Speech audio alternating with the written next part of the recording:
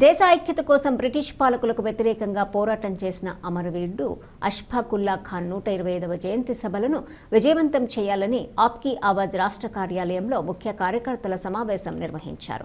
ఈ సందర్భంగా ఆప్కీ ఆవాజ్ రాష్ట్ర కార్యదర్శి మక్బూల్ బాషా మాట్లాడుతూ 22వ తేదీన ఈ దేశ ఐక్యత కోసం దేశంలో ఉన్నటువంటి ప్రజలందరూ ఐక్యంగా కలిసిమెలిసి ఉండాలని, ఈ దేశంలో ఉన్నటువంటి బ్రిటిష్ తెల్లదొరలను దేశం నుంచి తరిమేయడం కోసం ప్రాణత్యాగం చేసినటువంటి అష్ఫాకుల్లా ఖాన్ 125వ జయంతి సభను రాష్ట్రవ్యాప్తంగా జయప్రదం చేయాలని ఆప్కీ ఆవాజ్ రాష్ట్ర కమిటీ పిలుపునిస్తుంది.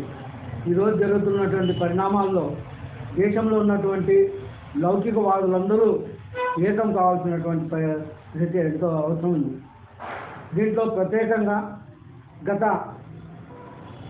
కేంద్రంలో బీజేపీ ప్రభుత్వం వచ్చినప్పటి నుండి ఈ దేశాన్ని హిందూ దేశంగా మలుస్తాము, ఆర్ఎస్ఎస్ 100 సంవత్సరాల చరిత్ర వచ్చిన తర్వాత మేము ఈ దేశాన్ని హిందూ దేశంగానే తయారు చేసుకుంటామని ప్రజలను రెచ్చగొట్టి ఐక్యతను దెబ్బతీయడం కోసం ప్రయత్నాలు చేస్తున్నది. ఆ ప్రయత్నాన్ని ఇదివరకే అంటగొట్టడం జరిగింది.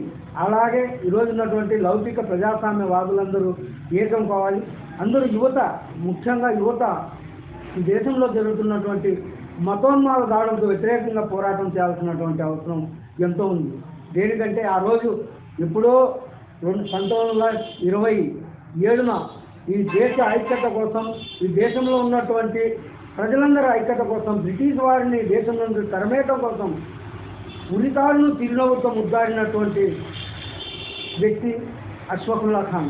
అటువంటి వ్యక్తి పోరాటాలు, ఎంతో త్యాగాలు ఉన్నాయి.